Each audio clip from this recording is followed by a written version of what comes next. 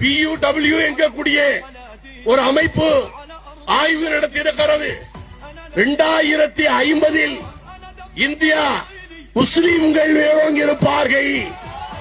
முஸ்லிம்களுடைய பாப்புலேஷன் தான் அதிகமாக இருக்கும் என்று இன்றைக்கு PUW என்கிற அந்த ஆர்கனைசேஷன் சொல்லுகிறது. அப்படி என்றால் நாங்கள் 2050 வரை பொறுக்க வேண்டுமா? பொறுத்த பிறகு அந்த இடங்களை மீட்போமா? அதை மீட்பதற்குரிய உத்திகளை செய்வோமா? அப்பொழுதுதான் நாம செய்ய மாட்டோம், நம்முடைய பேர குழந்தைகள் அது செய்வதற்குரிய சாத்தியக்கூறுகள் இருக்கிறது.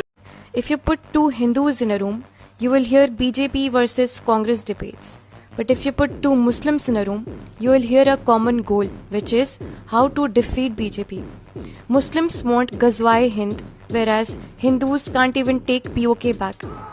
तुम बहुत शान से कहते हो कि तुम्हारे एंसेस्टर्स कितने वीर थे, उन्होंने हिंदू अपनी आइडेंटिटी एज अ हिंदू बचाने के लिए क्या कुछ नहीं किया. But because of what you are today, क्या तुम अपने सक्सेसर्स को यही चीज़ कहने का मौका दे पाओगे? I still say wake up before it's too late.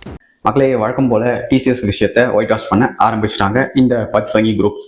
ஒரு பக்கம் இந்த ஹெச்ஆர் ஹெச்ஆரே கிடையாதான், அவங்க டெம்பரரியா வேலை பார்த்துட்டு இருந்தாங்களாம். அதனால அந்த பொண்ணுக்கும் இதுக்கும் சம்மந்தமே இல்லையா அப்படின்னு ஒரு உருட்டையும் உருட்டுறாங்க. இன்னும் கொஞ்ச நாள் போச்சுன்னா என்ன சொல்லுவாங்கன்னா, அந்த பொண்ணு அங்க வேலையே செய்யல, டிசிஎஸ் ஆபீஸ்க்கு எதிரில் டீ கடை போட்டுட்டு இருந்த பொண்ணு, அந்த பொண்ணு போய் இப்படி இந்துத்துவவாதிகள் சிக்க வச்சு இது மாதிரியான வேலையை பார்த்துட்டாங்கன்னு உருட்டுவாங்க. அடுத்து அதுக்கப்புறம் பாத்தீங்கன்னா இது மாதிரி ஒரு ஆளே இல்லைன்னு உருட்டுவாங்க.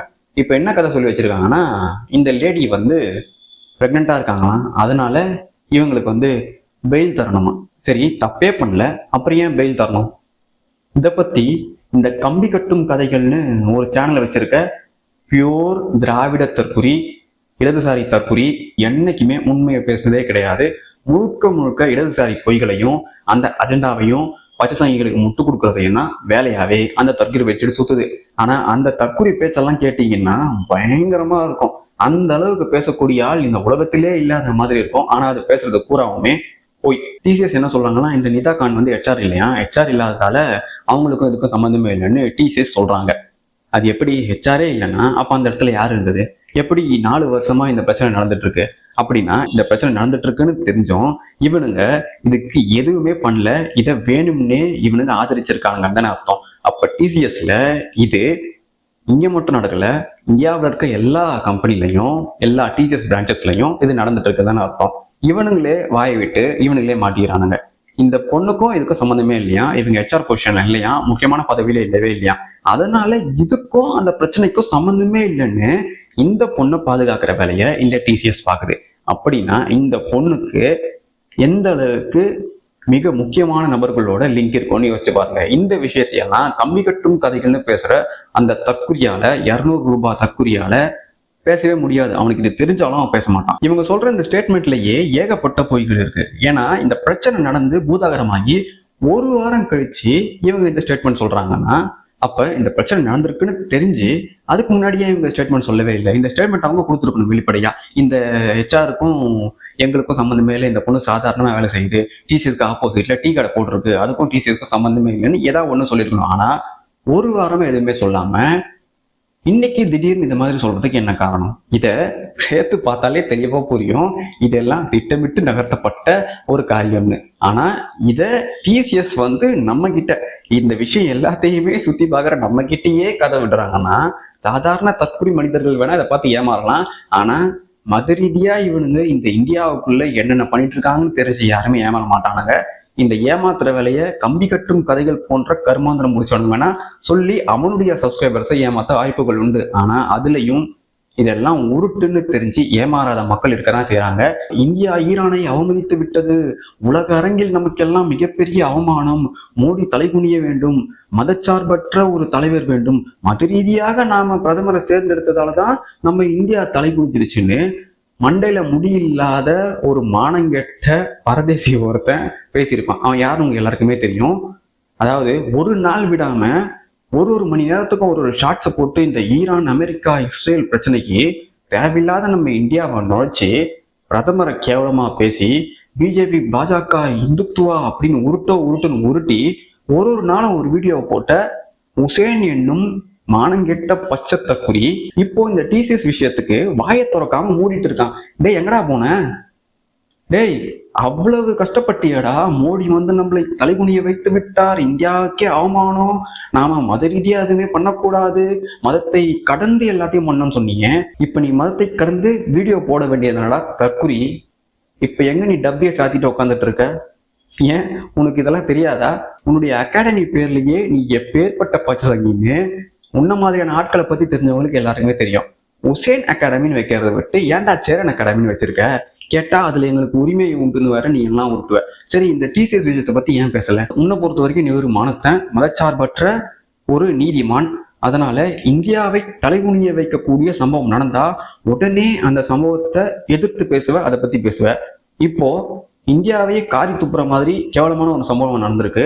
அதை பண்ணது உன்னுடைய மதத்தை சேர்ந்த மதவெறியர்கள், அதுலயும் உன்ன மாதிரியான மதவெறியர்கள்.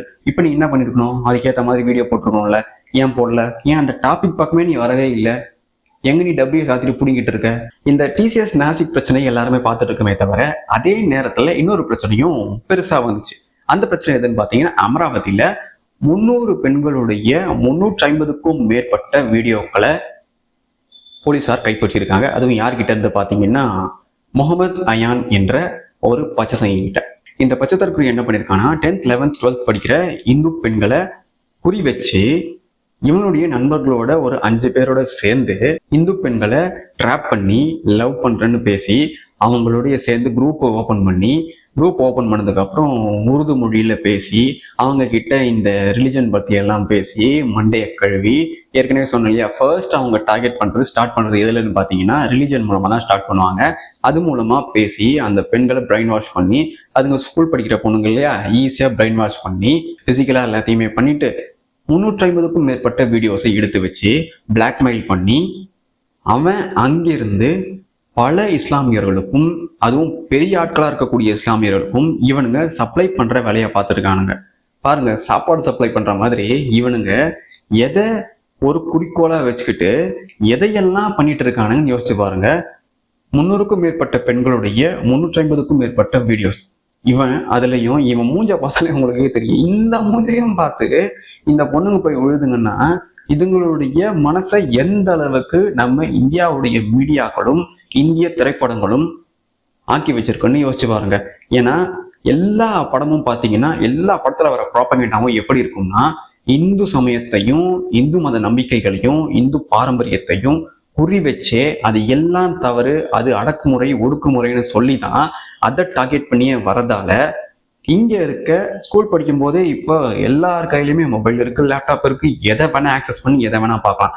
அப்படி இருக்க பெண்கள் அதை பார்த்து சுலபமா ஏமாந்து போய் இது மாதிரியான கொடூரமான திட்டத்தோட இருக்கக்கூடிய தற்கொலைகளுடைய வலையில விழுந்து இப்போ அநியாயத்துக்கு இவங்களுடைய வாழ்க்கையை இவங்களே நாசம் பண்ணிக்கிற அளவுக்கு போய் நிக்குது. இப்போ அதுல 300 பெண்கள் மாட்டிக்கிட்டாங்க. இப்போ அந்த 300 பெண்களுடைய வாழ்க்கை என்ன ஆகும்? கண்டிப்பா எப்படியும் எவனா ஒரு இழிச்சா வாங்கி இருப்பான், அவன் தலையில கட்டி வச்சிருவாங்கன்னு வைங்க. ஆனா படிக்கிற காலத்திலேயே எதுக்கு இது மாதிரியான வேலைன்னு சொல்லி கொடுக்க எவனாவது படம் எடுக்கிறானான்னு பாத்தீங்கன்னா கிடையவே கிடையாது.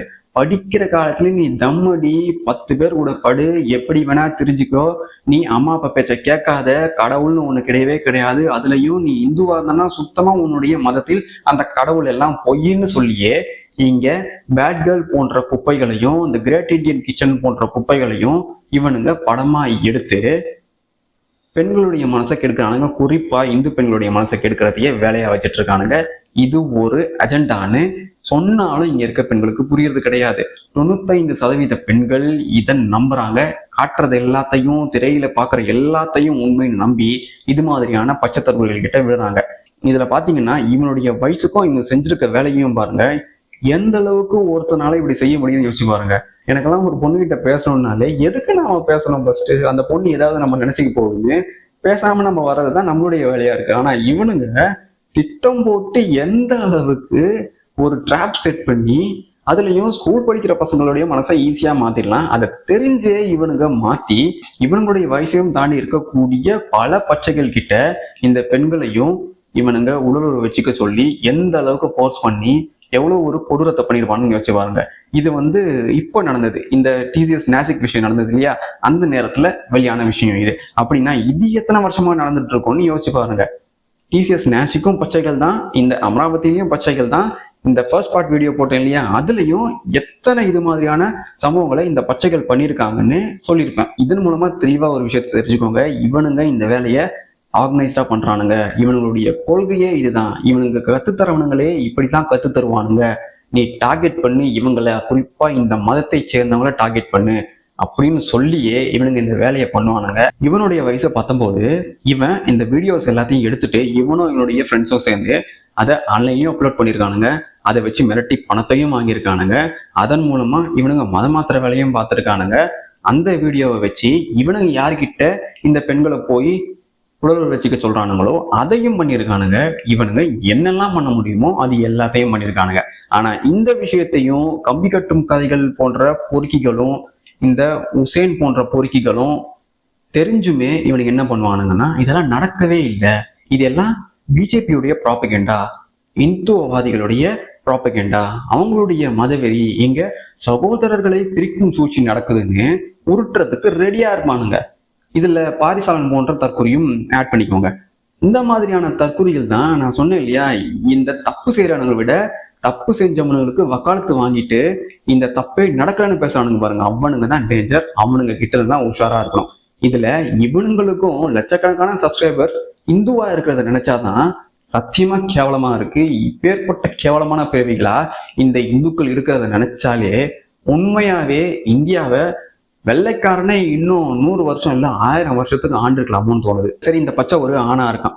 சரி, ஆணா இருக்கிறவன் செக்ஷுவல் எக்ஸ்ப்ளாய்டேஷனுக்காக இந்த வேலையை பண்ணியிருக்கான், பணத்துக்காக இந்த வேலையை பண்ணியிருக்கான் அப்படின்னு கூட நம்ம சொல்லிடலாம். ஆனா இந்த கோஷ்டியில இருக்கக்கூடிய பெண்களும் இந்த வேலையை பண்ணா எப்படின்னு நீங்களே யோசிச்சு பாருங்க. இந்த மாதிரி ஏகப்பட்ட பெண்கள் பண்ணிட்டு தான் இருக்காங்க. அதுக்கு ஒரு சிறந்த உதாரணம் பாத்தீங்கன்னா, சமீபத்துல ஒரு 2 வாரத்துக்கு முன்னாடி மாட்டின யாஸ்மின் கான் என்ற பெண் மத்திய பிரதேஷ்ல. அவன் என்ன பண்ணிட்டு இருக்கா, ஒரு பியூட்டி பார்லர் நடத்திட்டு இருக்கா. பியூட்டி பார்லர்ல என்ன பண்ணிருக்கான்னா, ஃப்ரீ கோர்சஸ் கத்து தரேன்னு இந்து பெண்களையா பார்த்து செலக்ட் பண்ணி பொறுக்கி உள்ள கூட்டிட்டு வந்து என்ன பண்ணிருக்கான்னா, அவங்க குடிக்கக்கூடிய ட்ரிங்க்ஸ்ல இவ ஸ்பைக் பண்ணி அவங்க மயங்கி நிலையில் இருந்ததும் அவங்கள ரூம்ல தூக்கி போட்டுட்டு இவளுடைய புருஷனான முகமது ஷரீஃப் கானை என்ன பண்ணுவாளாம், நீ போய் அந்த பெண்களை கற்பழிச்சு அதை ரெக்கார்ட் பண்ணிட்டு நாம அதை வச்சு பிளாக்மெயில் பண்ணலான்னு இவ பல பெண்களுடைய வாழ்க்கையை நாசப்படுத்தியிருக்கா. ஒவ்வொரு தடவையும் இந்த வேலையை செய்யும் போதும், இவளுடைய புருஷன் அந்த பெண்களை கற்பழிக்கும் போதும் இவ என்ன பண்ணுவானா, காவலுக்கு நிப்பாளாம். அதாவது மாமா வேலையை பார்த்துட்டு இருக்கா. இவ இந்த பச்சை சங்கி இனத்தை சேர்ந்த பச்சை குரூப்பை சேர்ந்தவ. இவ இவ்வளவு தைரியமா பண்ண என்ன காரணம்னு இவளை அரெஸ்ட் பண்ணும்போது போலீஸ் கேக்குறாங்க. அப்ப அவ சொல்றா, காஃபீர் பெண்களை கற்பழிக்கிறதுல தவறு கிடையாது, இது மாதிரியான நிகழ்வுக்கு சப்போர்ட் பண்ணா எங்களுக்கு ஜன்னத் கிடைக்கும், எனக்கு ஜன்னத் கிடைக்கும், அதனாலதான் நான் இந்த வேலையவே பண்ணேன்னு பெண்ணா இருக்கக்கூடிய ஒரு பச்சை பொறுக்கி, பொம்பளை பொறுக்கிய சொல்றா.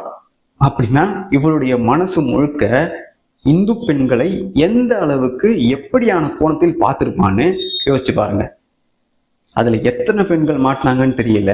ஃப்ரீ கோர்ஸ் இருக்குன்னு இந்த இந்து பெண்களை கூப்பிட்டு இது மாதிரியான வேலையை பண்ணி தன்னுடைய கணவனை கற்பழிக்க வச்சிருக்காங்கன்னா இவெல்லாம் எப்பேற்பட்ட ஒரு கேவலமான பிறவியா இருப்பான்னு யோசிச்சு பாருங்க. அதையும் தாண்டி எந்த அளவுக்கு இவளுடைய ஐடியாலஜி இவளுடைய மூளைய கேவலமா பாதிப்புக்குள்ளாக்கி இருக்குன்னு பாருங்க. ஆனா இந்த விஷயம் இந்து பெண்களுக்கு துளியும் தெரியாது. இதையெல்லாம் தெரிஞ்சுக்கோங்க. ஆணா இருந்தாலும் பெண்ணா இருந்தாலும் அவங்க அவங்களுடைய கொள்கையில கரெக்டா இருப்பாங்க. அவங்கள பொறுத்த வரைக்கும் அவங்களுக்கு சொல்லி தந்த விஷயம் இதுதான். காஃபியர்கள்லாம் என்னன்னு தயவு செய்து போய் தெரிஞ்சுக்கோங்க. அதெல்லாம் தெரிஞ்சுக்கிட்டீங்கன்னா நீங்க இதுல இருந்து பாதுகாப்பா இருக்கலாம். அதெல்லாம் தெரியாம இல்ல இது மாதிரி சொல்றவன சங்கி, பாஜக சங்கி, RSS சங்கி கூட்டம், இந்தியாவை வந்து இவங்க நாசப்படுத்திட்டாங்கன்னு இன்னுமே இந்த தத்துவித்தனத்தோட இருந்தீங்கன்னா உங்களை காப்பாற்ற யாருமே வரமாட்டாங்க. இன்னும் கொஞ்ச நாள்ல நீங்களே இந்த பச்சைகளா மாற வேண்டிய நிலைமைக்கு வந்துருவீங்க. அதைத்தான் இவனுங்க பண்ணிட்டு இருக்கானுங்க. அதுதான் எங்களுடைய டார்கெட் எப்போத்துல இருந்து. இந்தியா சுதந்திரம் வாங்குறதுக்கு முன்னாடியில இருந்தே இந்தியாவை பச்சை நாடா மாத்தணும்னு அவங்களுடைய எண்ணத்துல இருக்கு, இன்னை வரைக்குமே இருந்துட்டு வருது. அதுக்கான ஃபண்டிங் எல்லா பக்கத்துல இருந்தும் வருது. இது மாதிரியான க்ரூமிங் கேங் விஷயங்கள், அதுலயும் இந்தியாவில இந்து பெண்களையும் கிறிஸ்தவ பெண்களையும் குறி வச்சு நடக்கப்படுற இந்த விஷயம் நிக்குமான்னு பாத்தீங்கன்னா, இந்த ரெண்டு மதத்துல இருக்க பெண்கள் எப்ப இதையெல்லாம் புரிஞ்சுக்கிறாங்களோ அப்பதான் அது நிக்கும்.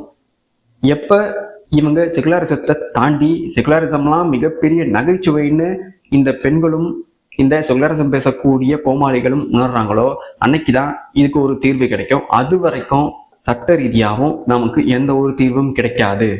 இதுதான் உண்மை. இதை தெரிஞ்சுக்கிட்டா எல்லா பெண்களும் பிழைக்க வாய்ப்புகள் உண்டு. இல்லையா, இவனுங்க கிட்ட சிக்கி சின்ன பின்னம் ஆகிறத தவிர வேற ஆப்ஷனே உங்களுக்கு கிடையாது. எப்பவும் சொல்றதுதான் இப்பயும் சொல்றேன். நீங்க உங்களுடைய சுத்து வட்டாரத்துல இது மாதிரியான ஆட்கள் இருக்காங்கன்னு தெரிஞ்சா உங்களுடைய ரிலேஷன்ஷிப்பை ஓரளவு தள்ளியே மெயின்டைன் பண்ணிக்கோங்க. ஏன்னா அதுதான் உங்களுக்கு நல்லது. அடுத்த வீடியோல ஏற்கனவே சொன்ன மாதிரி எப்படி இந்த பச்சை சங்கிகள் நம்ம தென்னகத்துக்குள்ள முதல் முறையா நுழைஞ்சு அவங்க என்னென்ன அட்டூழியங்கள் பண்ணாங்கன்றத நாம அடுத்தடுத்த வீடியோல பார்க்கலாம். Until we meet again.